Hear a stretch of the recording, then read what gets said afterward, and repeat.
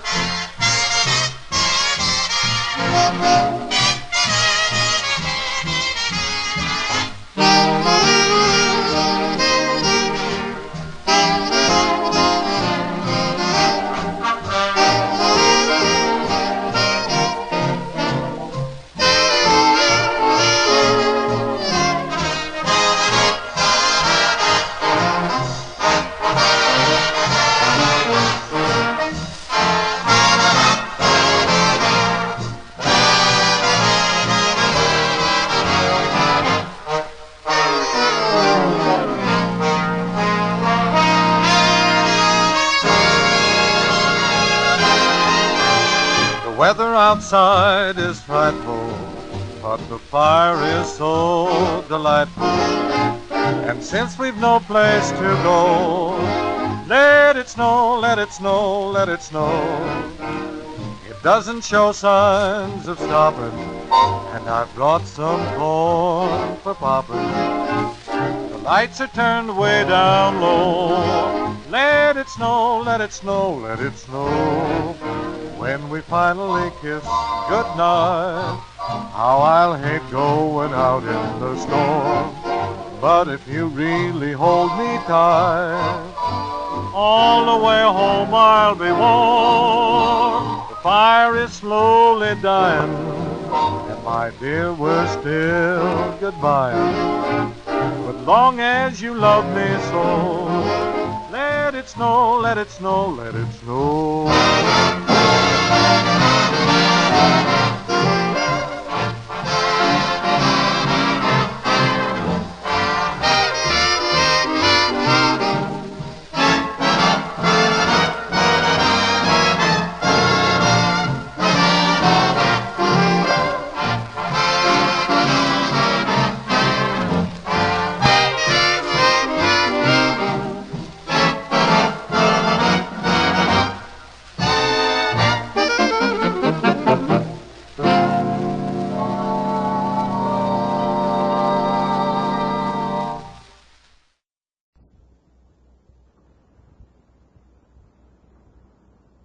present Bernard Horsfall as Harry Lawson and Geoffrey Banks as Professor von Hardwig in A Journey to the Center of the Earth, the novel by Jules Verne, adapted for radio in 8 parts by Howard Jones. Part 1, The Great Discovery.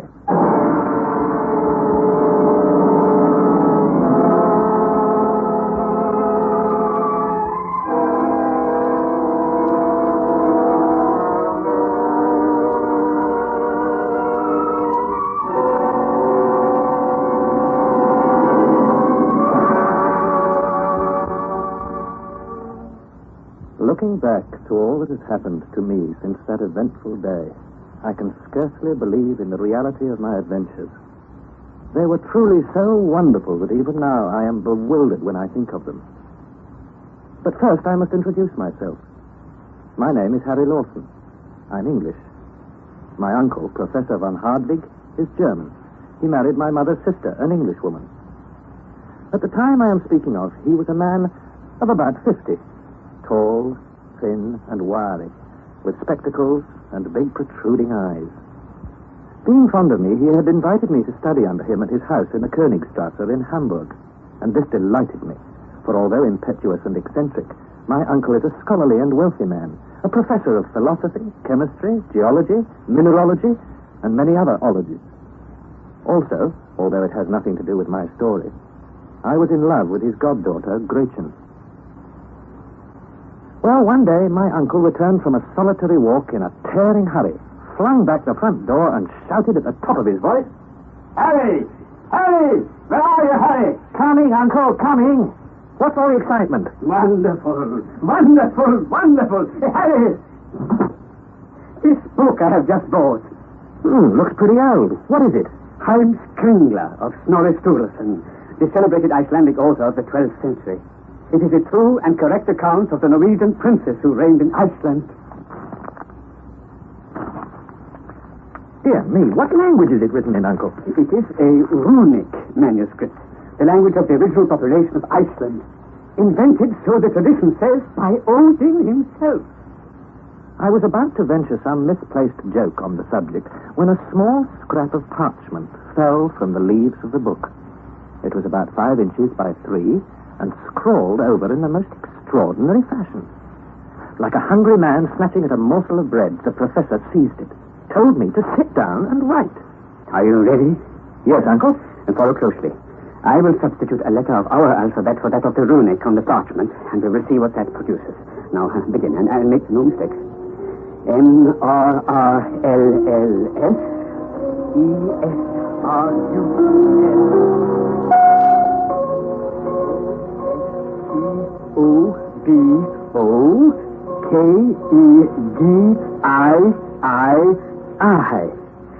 That will do, Harry. This puts me in mind of a cryptograph. Unless the letters have been written down without any meaning. But why do that?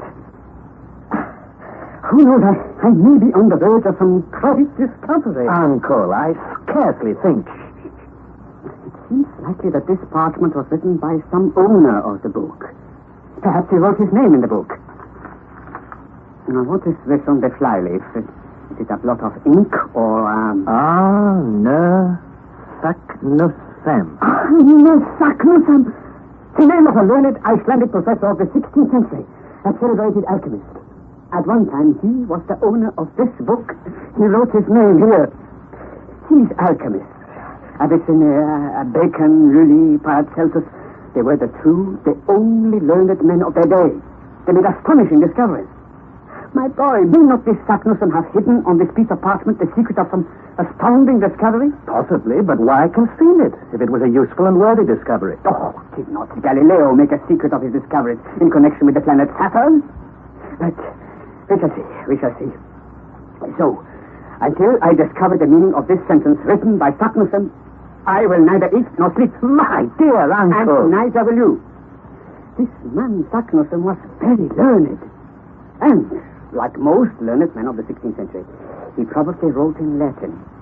If my guess is wrong, why then we must try Spanish, French, Italian, Greek, yes, or even Hebrew.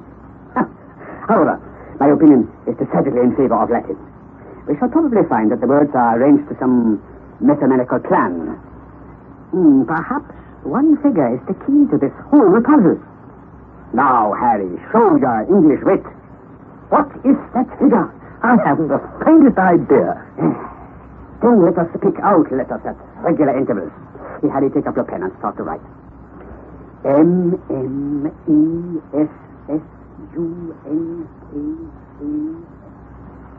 When I was done, I could scarcely keep from laughing. I had written down 4 lines of complete nonsense, so it seemed to me. On the other hand, my uncle... No! What does it mean? What does it mean? Well, it won't defeat me. It won't. I will find out. That I will. Left to myself, I lit my pipe and dropped into an armchair.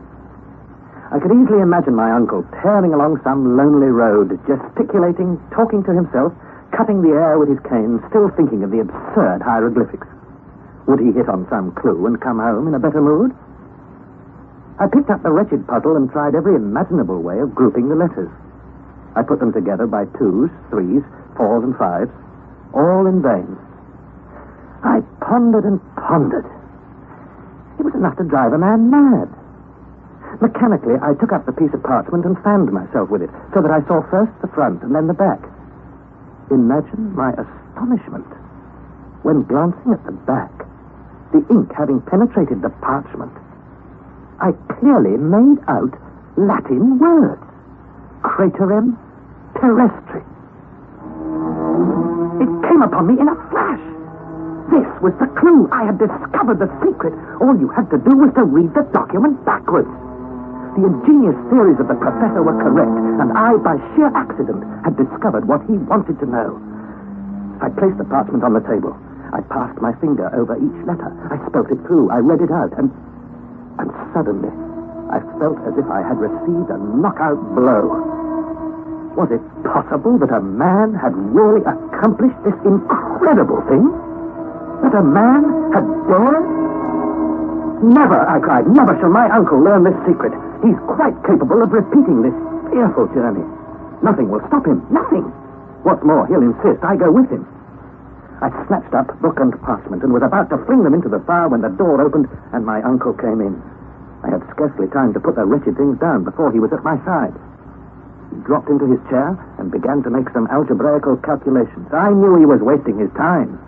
I had discovered the clue, and I intended to keep it to myself. I did not dare to leave him, and at last I fell asleep on the sofa. When I awoke, it was morning, and my uncle was still at work. His red-rimmed eyes, his tousled hair, and flushed cheeks told me what he was feeling. It made me ill to look at him. So I looked the other way, crossed my arms, and smoked, resolved never to betray the secret. When the cook wanted to go out to market, she found the front door locked and the key taken away. Did Professor Hardwigg intend the old woman and myself to starve to death, martyrs of his obstinacy? He continued counting and writing and counting, thinking of neither food nor drink.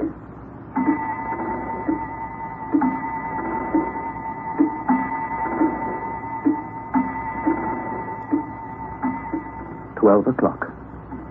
I was famished. There was nothing in the house. 2 o'clock. I could not bring myself to keep silent any longer. "Uncle," I said, but he didn't hear me. "Professor Hardwigg." How did you speak? Uncle, I have already made an important discovery. You have some idea of the meaning of this call? You, Harry? Yes, Uncle. Look at the sentence you dictated to me. I'm looking. It means nothing. Nothing if you read from left to right, but if you read from right to left. Backwards. Oh, backwards. Most cunning Saknussemm.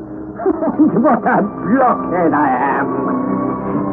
In nefels joculis craterem cem delebat. Dog Latin, of course. The meaning of the whole passage in English is descend into the crater of Jokul of Snæfell, which the shade of Skartaris caresses before the talons of July, audacious traveler, and you will reach the center of the earth. I did it. Arne Saknussemm. Oh, wonderful. What is the time? The time, I say. About 3 o'clock. Then let me have something to eat and then get my portmanteau ready. What for, Uncle? Your own portmanteau, too. We start at once. Where are we going? Going? Who do you think? We are going to follow in the steps of Arne Saknussemm. That night, after dinner, my uncle called me up to his study. We each took a chair on opposite sides of the table. It struck me that he was in a particularly good humor. Harry, you have rendered me a service never to be forgotten. Without you, this wonderful discovery would never have been made. It is my duty, therefore, to insist on you sharing the glory. Glory, Uncle? True glory. But I must warn you, you must keep the whole affair a profound secret. There is no more envious a race of men than scientific discoverers. At all events, we shall be first in the field. I doubt if you'll have many competitors. A true scientist would jump at the chance. If this document were once made public, we should find a perfect stream of pilgrims on the tracks of Arne Saknussemm. But isn't this parchment likely to be a hoax? No, Harry. The book in which we found it is sufficient proof itself of its authenticity. Well, I'll admit Saknussemm may have written the lines, but he was probably just trying to mystify people. And what's all this about Jokul and Snivels and Skartaris? I've never heard of them. That's the very point I'm coming to. Not long ago, I received a map from my friend Augustus Petermann of Leipzig. Put down the third atlas from the second shelf. Series Z, plate 4. Oh, very well. Series Z, plate 4. Is this the one you mean? Yes. Now, it is one of the finest maps of Iceland. It will settle all your doubts, difficulties, and objections. The whole island, you see, is composed of volcanoes. And note carefully, they all bear the name of Jokul. It's an Icelandic word. It means a glacier. Most of the high mountains, volcanoes, erupt from ice-bound caverns. But what does the word Sneffels mean? Follow my finger to the western coast. And there you see Reykjavik, the capital. Follow the direction of one of its innumerable fjords, and what you see below the 56th degree of latitude. A peninsula, like a thigh bone in shape. And in the center of it, a mountain. That is Sneffels. Sneffels, a mountain 5,000 feet high, one of the most remarkable in the whole island, and destined to become the most celebrated in the world. For through its crater, we shall reach the center of the earth. Impossible. Why impossible? Because the crater is choked with lava and burning rocks. And if it be extinct? Yeah, that would certainly make a difference, I grant you. It certainly would. There are about 300 volcanoes on the whole surface of the globe, but the greater number are extinct. Of these, Sneffels is only one. It has not erupted since the year 1219. Oh, very well, Uncle, but why all this mystery about Skartaris and the calends of July? Why, this shows how particular Saknussemm is in his directions. The Sneffels mountain has many craters. He is careful to indicate the exact crater, which is the high road to the center of the earth. He tells us that about the end of the month of June, the shadow of nearby Mount Skartaris falls upon this one crater. There's no doubt about the matter. Let's suppose that Saknussemm is right. He found the entrance to the bowels of the earth, but it's madness to suppose that he or anyone else ever followed up this discovery. Why so? It's well known that heat increases 1 degree for every 70 feet you descend into the earth. This gives you a fine idea of the heat at the center. It's so hot that all matter must be in a state of incandescence. I care nothing for such theory. So hot that rocks must be molten. What would become of us? Do not be alarmed at the heat, my boy. My dear uncle. Neither you nor anybody else knows anything about the real state of the Earth's interior. The only way to learn is, like Arne Saknussemm, to go and see. Oh, very well, we go and see, though how we shall see in the pitch darkness is another mystery. Oh, fear nothing. We shall overcome this and many more difficulties. And remember, not one word to a living soul. Our success depends on secrecy and dispatch. We shall leave for Copenhagen, the first stage of our journey, at daybreak the day after tomorrow. Courage, Harry! All will be well. We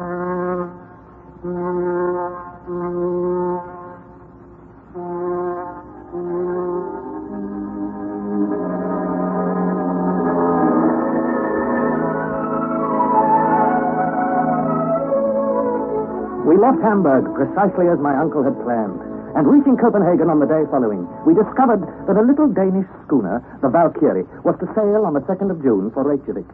The captain was on board and seemed surprised at the energy and cordiality with which the professor shook his hand. To him, a voyage to Iceland was commonplace. My uncle, on the other hand, considered it an event of sublime importance. The honest sailor took advantage of the professor's enthusiasm to double our fares. I bore the voyage well, but my uncle, to his great annoyance, was dreadfully seasick.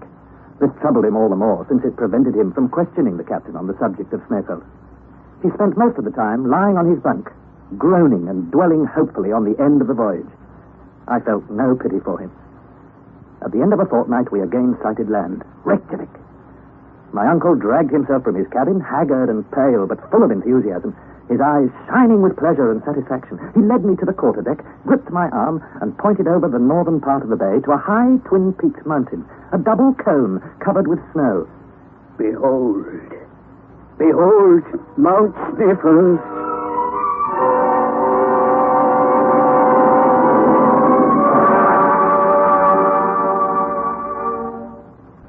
M. Friedrichsen, professor of natural sciences at the College of Reykjavik, to whom my uncle carried letters of introduction, made us welcome.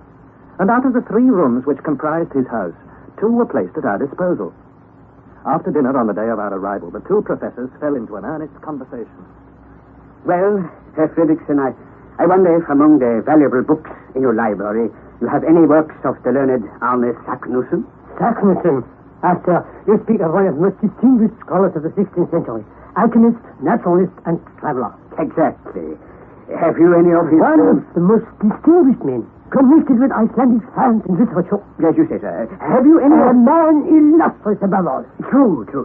But his works, we have none. None in Iceland? None in Iceland or anywhere else. Oh, but why not? Because Arne Saknussemm was persecuted for heresy, and in 1573 his books were publicly burnt in Copenhagen by the common hangman. Splendid. I beg your pardon? Now I understand why Arne Saknussemm was forced to hide his magnificent discoveries. Why he was compelled to conceal his great secret with a baffling cryptograph. A secret? What secret do you mean? No secret, none at all. I was carried away by my enthusiasm. Tell me, Herr Friedrichsen, what is that mountain on the horizon? It is Snæfell, sir. One of the most curious volcanoes in existence, and yet rarely visited.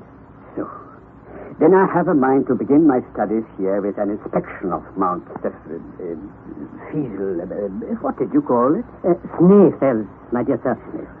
But how do you propose to get there? By boat across the bay. It cannot be done. There is not a boat available in all Reykjavik.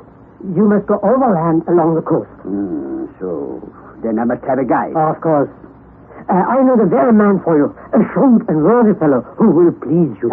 Can I see him today? No, he cannot be here before tomorrow.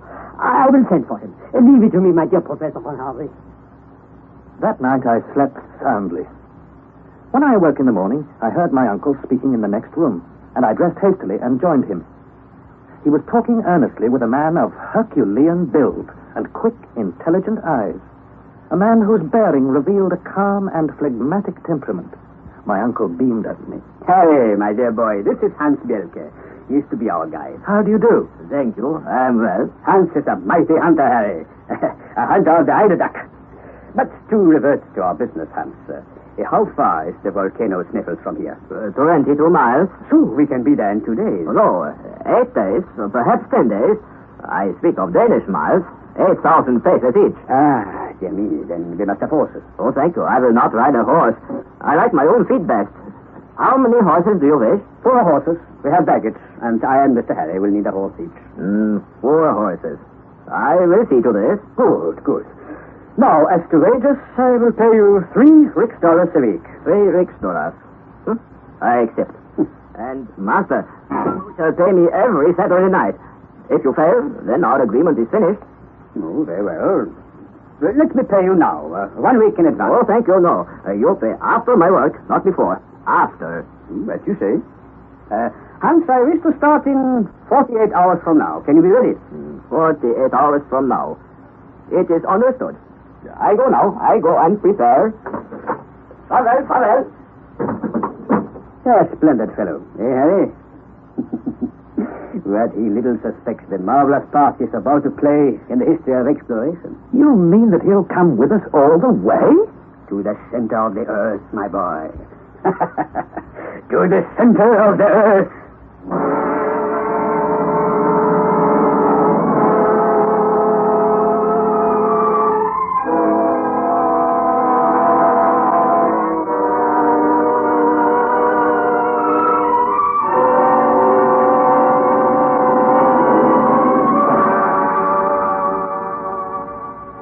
For the next 2 days, we were busily occupied in packing our instruments, weapons, tools, and our provisions. Our instruments, briefly, were as follows. 1, a thermometer of Eitzel, marked to 150 degrees. 2, a manometer, an instrument worked by compressed air to ascertain atmospheric pressure at sea level. 3, a first-class chronometer by Boissonnas of Geneva. 4, 2 compasses. 5, a night glass.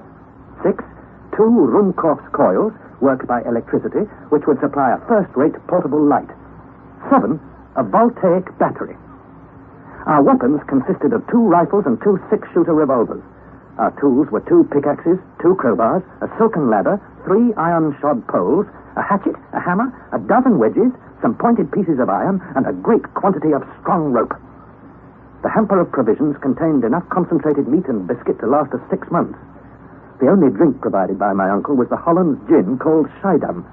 Of water, not a drop. However, we carried gourds, and my uncle counted on finding water and filling them at the outset of our journey. Finally, we also carried a medical chest, boxes of tinder and tobacco, and a large belt crammed with notes and gold. I shall not dwell on our adventures and misadventures on the journey to Snæfellsnes. When we arrived at the village beneath the mountain, Hans hired 3 Icelanders to replace the horses. It was understood that these men would leave us at the bottom of the crater. When my uncle told Hans that he intended to explore the volcano to the last possible limits, Hans shrugged his shoulders and said, It is all right. Where you explore, I come. To me, it is all the same. And so at last we started to climb the mountain. Snæfell, 5,000 feet high, is the termination of a volcanic mountain range, and Hans led the way up its slopes as calmly as if he had been walking over Salisbury Plain. About 7 in the evening, we reached a kind of spur, and I felt I could go no further. This was the region of eternal snows. The cold was searching and intense. The wind blew with great violence. Despite his impatience, my uncle decided to call a halt. Stop! Hans! We shall stop here! We cannot stop. We must climb higher. What?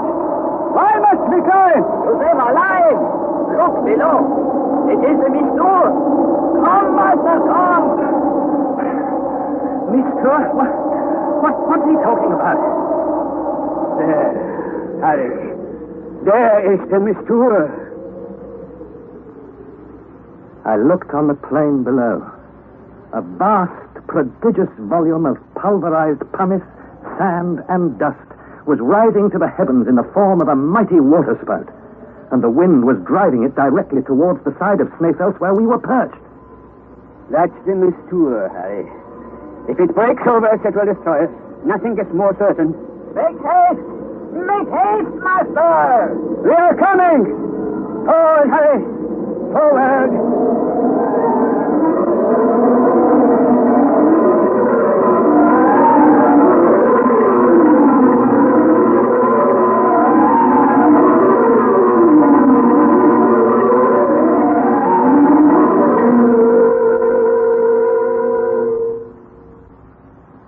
That was part 1 of A Journey to the Center of the Earth, adapted by Howard Jones from the novel by Jules Verne. The cast was as follows. Harry Lawson was played by Bernard Horsfall, Professor von Hartwig by Geoffrey Banks, Professor Friedrichsson by Georg Scheldrup, and Hans Bjelke by John Daglish. It was produced in the north of England by Trevor Hill.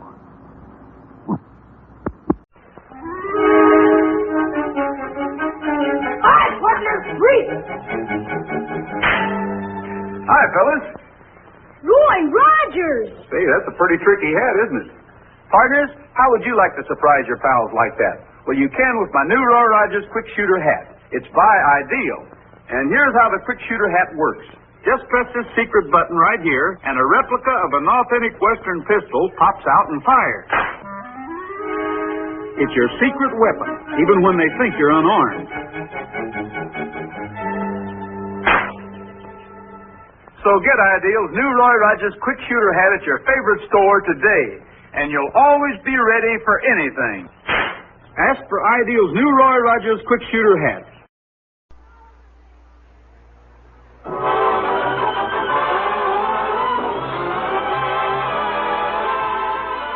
Benny program, starring Jack Benny with Mary Livingston, Phil Harris, Rochester, Larry Stevens, and yours truly, Don Wilson.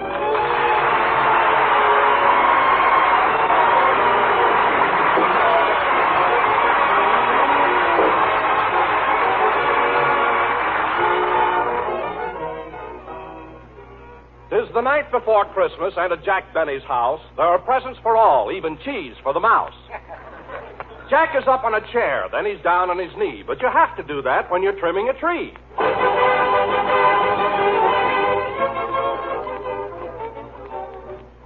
Well, we're all through, Mary. Gee, it was nice of you to come over and help me trim the tree. Well, if I didn't, you'd never get it done.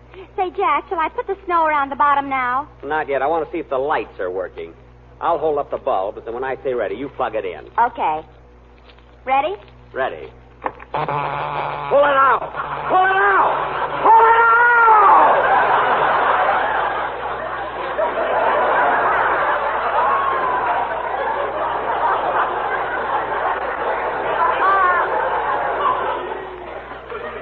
My goodness. Oh, Jack, why did you make me shut it off? Those lights were so pretty, especially those two blue ones that kept flashing on and off. Those were my eyes. I must have been holding on to a bare wire. Well, it's your own fault. Every time you fool around with electricity, something goes wrong. It does now. I know plenty about electricity. Oh, sure. Remember what happened 2 years ago when you fixed your doorbell? What happened? I pushed the button and it burned down Crosby's house.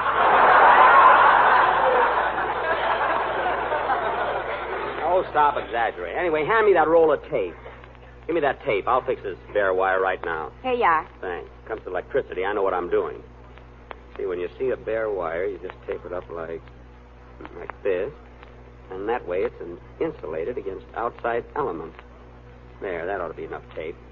All right, Mary, plug it in. Okay. Pull it out! Pull it out! Pull it out!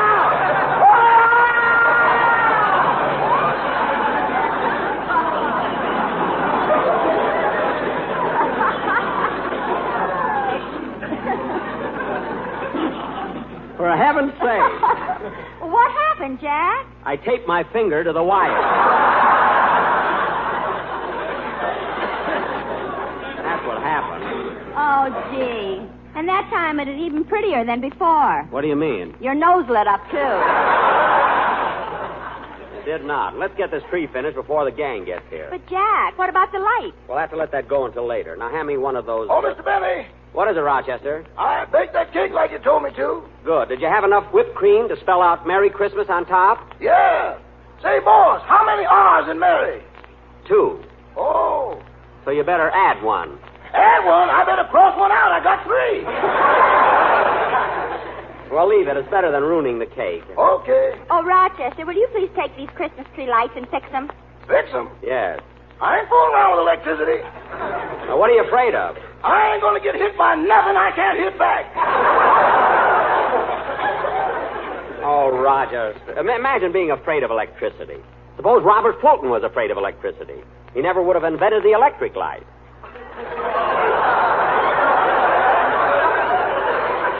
Would he? Jack, you're thinking of Thomas Edison. Edison? Well, then what did Robert Fulton do? He said, don't give up the ship. That was John Paul Jones. Now, let's not start that again. Now, Rochester, please fix these lights, will you? Okay.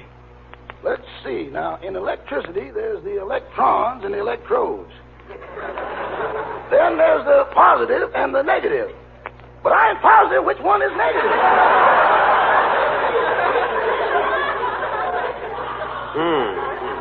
Then there's the atom. Now, the atoms are supposed to go from the positive to the negative, or maybe they go from the electrons to the electrodes. Then again, maybe they go from Natchez to Mobile.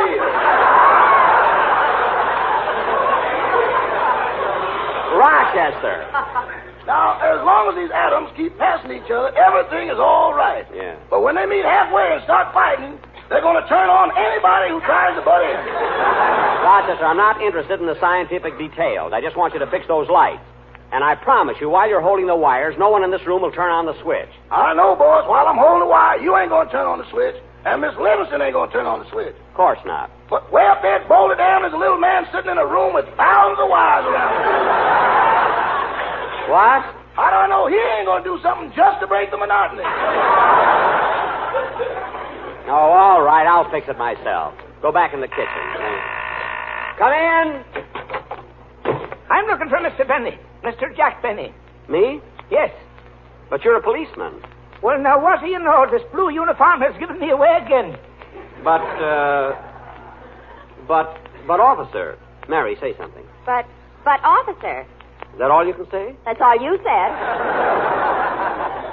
Now, officer. Mr. Benny, I hate to be doing this to you on Christmas Eve, but I have a complaint about you disturbing the peace last week at Moore's department store.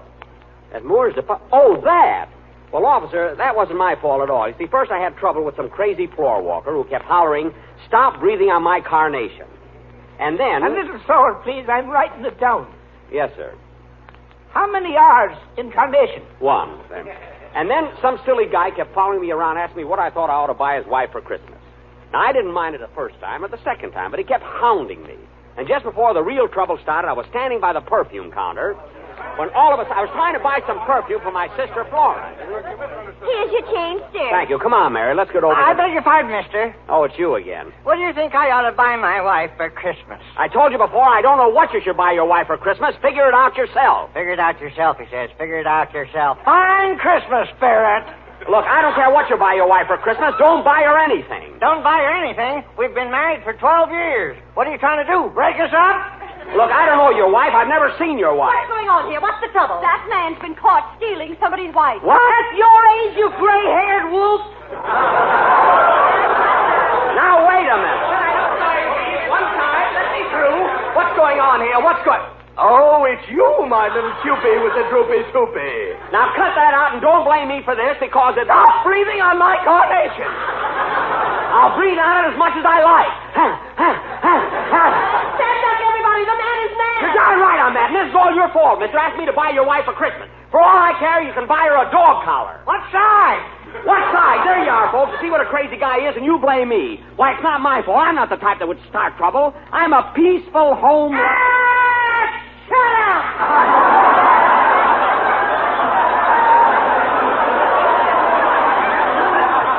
Oh, come on, Mary. Let's get out of here.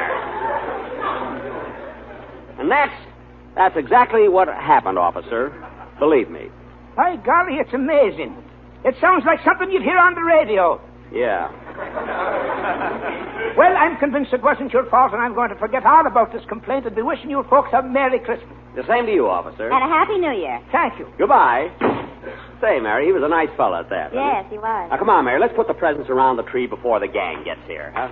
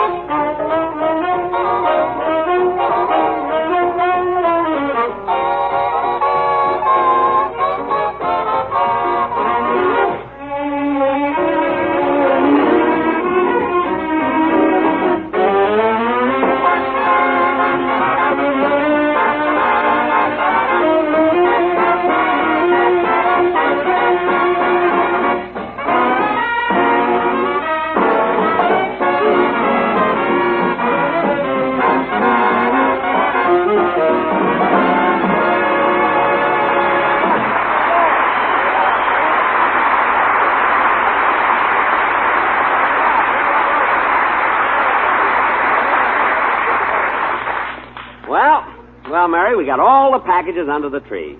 It looks nice, doesn't it? It sure does. Jack, if you're not going to use the Christmas tree lights, let's put on the candy canes. Okay, here's the box, and you can... Hey, wait a minute. I had 12 candy canes, and now there are only 11. Where's the other one? Don't look at me. I'm not looking at you. I'm asking you. All right, I ate it. Here's 10 cents.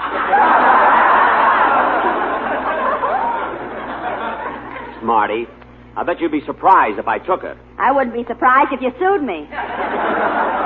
Mary, let's get this finished, will you? Jack, you better pick up those lights off the floor before somebody steps on them. Oh, yes. Now, where can I put them? I'll put these lights up here on the chair. This chair right here. And, Mary, here's Rochester's present. I forgot that. Slip it under the tree. Boy, will he be surprised. But, Jack, how'll he be surprised? You've got toilet water written all over the package. Well, you got to do that with Rochester. When he opens a package and finds a bottle, he never stops to read the label.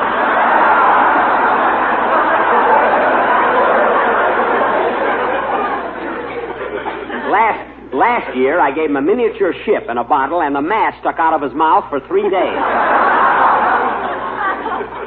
Every time I asked him something, he had to answer me through the crow's nest. Believe me, Mary, I know what I'm doing. Well, Jack, I guess that does it. Tree's all finished. Yeah. Gee, it looks swell. I'm kind of tired. I think I'll sit down for a minute and smoke a cigarette. Mary, have you got a match? No. Oh, well. Oh, say, boss. What is it, Rochester? Are your socks dry yet? My socks? I think so. Well, people will be here soon. You better take them off the tree. Oh, that's right. You take them off, will you, Rochester? I'm tired. I want to sit here a while. Yes, sir. Hey, this tree looks all nice, but it's kind of dark. Oh, no wonder the lights aren't plugged in. I'll fix that. Pull it out! Pull it out! Pull it out!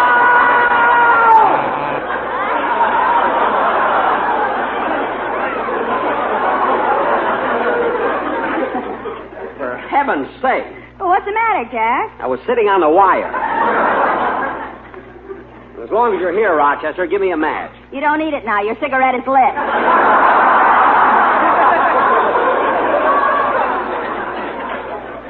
Oh, yes. Thanks, Rochester. Don't thank me. Thank that little man up at Boulder Dam. Rochester. I wonder how that guy at Boulder Dam knew I was sick. Oh, well. Come in. Hello, Phil. Hiya, Jackson. Merry Christmas, everybody. Same to you, Phil. Hey, Jackson, that Christmas tree looks terrific. Yeah, it is a nice tree, isn't it? Not only that, it's grown about 2 feet since last year. Phil, this isn't the same one. You know, Phil, I believe in the old-fashioned way of getting a tree. I know when you get up early in the morning and bundle yourself up warm, and you throw an axe over your shoulder and go out in the woods, you know, way out in the wilderness and chop down your own Christmas tree. Yeah, you're right, Jackson. Where'd you find this one? In the lobby of the Beverly Wilshire Hotel. You said it. Timber! Yes, sir. Say, Jackson, you ought to see the tree I got in my house. I got it all decorated, and then right on top I got a big red star. A red star? Phil, it's supposed to be a silver star. I know, but this way I get 5 red points. Oh, Harris, you humorous. You're the Mark Twain of your generation. Mark Twain, Phil, it's Twain. Twain. Wheelie?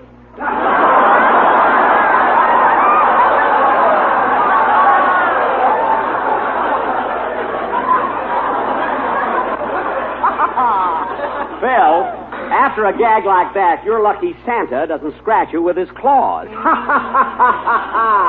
Say, that was pretty good, too. Don't bother sending us Cracker Jack, Mother. We're now getting corn by the ton. Oh, I don't know, Mary. I thought that was pretty cute. Hey, Phil, what do you got in that package there? Oh, I forgot, Jackson. It's a Christmas present for you. For me? Yeah, me and the boys in the band all chipped in and got it for you. Well, thanks. I'll put it under the tree. Oh, no, you don't. No, you don't. Open it up right now. Okay. It was certainly nice of you and the boys to think of me. You know, I really didn't... Oh, Phil, thanks. Gee, a beautiful turtleneck sweater. Gee. Well, look inside of it, Jackson. Inside? Oh! Oh, Phil. What is it, Jack? A turtle.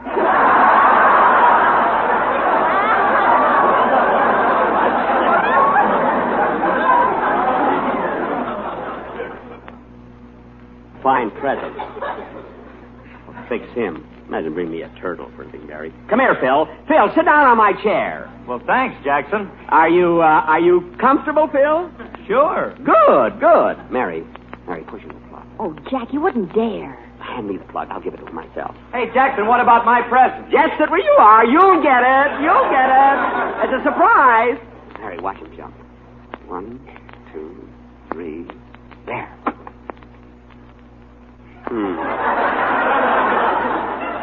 Phil, don't you feel anything? No, why? Well, what about the surprise? What's the matter? We're having a little trouble at Boulder Dam.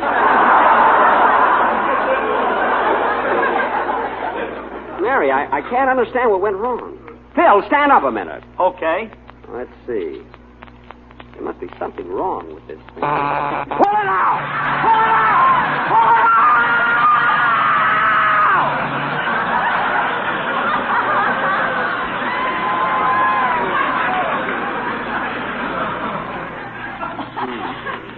Fine thing to do to a guy on Christmas Eve. Well, it's your own fault for trying to play a trick on Phil. Oh, so that's it, eh, Jackson? Trying to give me a hot seat. Oh, it was nothing, Phil. I was just trying to have a little fun. Pull it out! Pull it out! Jack, that's a doorbell. Oh. Come in. Hiya, Don. Hello, Larry. Oh, Don, Larry. Merry Christmas, Don. Hey, I'm glad you fellas were able to come over. Oh, say, Mr. Benny. Yes, Larry. Well, last night I went to the movies and I saw a picture called Hollywood Canteen. You did? Yes. And you want to know something? What? You were in it. Yes, I know, kid. I happened to see the picture. 8 times. What? On the days he can't go, he sends me. Rochester.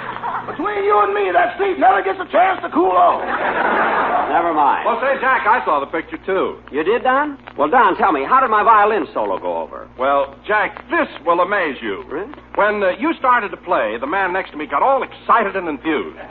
Oh, I get it, Don. I get it. You don't have to... Okay, Mr. Benny, I got the cake and coffee on the table. Good. Come on, fellas. Let's have a little bite. Come on, everybody. Now, take it easy, fellas. Take it easy. Take it easy. There's enough for all. Yes, folks, you don't have to crowd. Just line up to the right and have your ticket stub ready. Rochester, this is Christmas. Oh, yes, excuse me. Now, fellas. Hey, who can that be? Come in. Well, I'll be darned. Hiya, Buck. Hello, everybody.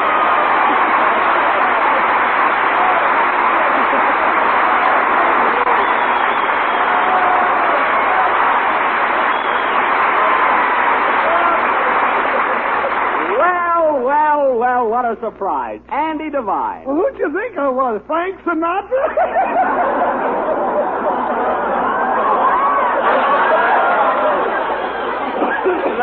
No, Andy, your voice and figure are both a little huskier, I think. Hey, Andy, there's Don Wilson. Oh, yeah. Hello, Skinny. Hello, Fatso. That's the first time I ever heard a pot call a pot a pot. Say, Andy, how's your mother? Oh, she's swell, Buck. Hey, you know, it's nice the way you think of her every year. Oh, I always call my friends around the holidays. Well, you don't have to worry about Ma. Buck, she wouldn't think of buying her Christmas cards from anyone else but you. I know. That's why I always throw in a couple of extra ones, you know? Here you are, folks. Here's the... Oh, hello, Mr. Devine. Well, hello, Rochester. I'm glad you dropped in on the boss. Christmas wouldn't be Christmas without you. Well, thanks, Roch. You know, the holidays wouldn't be the same if I didn't see all of you fools. Those are the two voices that drove Gravel Gertie into hiding.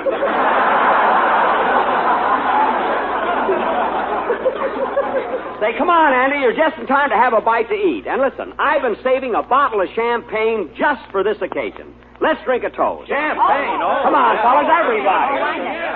Oh, Rochester, give me that bottle of champagne. Here you are, boss. Shall I open it? No, I'll open it myself. Thank you. Now, let's see. Champagne corks are so tight. Gee, they're hard to get loose. For goodness sake, fellas, don't just stand there. Pull a cork out of his mouth. Okay, hold your head still, Jackson. I'll pull a cork out. Now, there.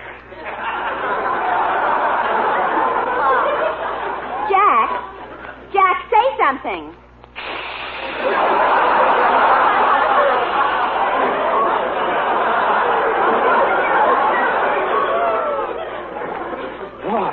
Here, Rochester. Rochester, fill the glasses. Yes, sir. Hey, fellas, how about a toast? Hey, I got one. Go ahead, Andy. A toast? Go ahead. Here's to you, Buck, Mary, Phil, and the whole gang. We've been friends for a long time, and I hope it always stays that way. Merry Christmas! Merry Christmas, Andy! Merry Christmas! Jack, can I give a toast, too? Sure. Go right ahead, Mary. A Merry Christmas to everyone, everywhere. Yeah, Merry Christmas, everybody! Merry Christmas! Merry Christmas!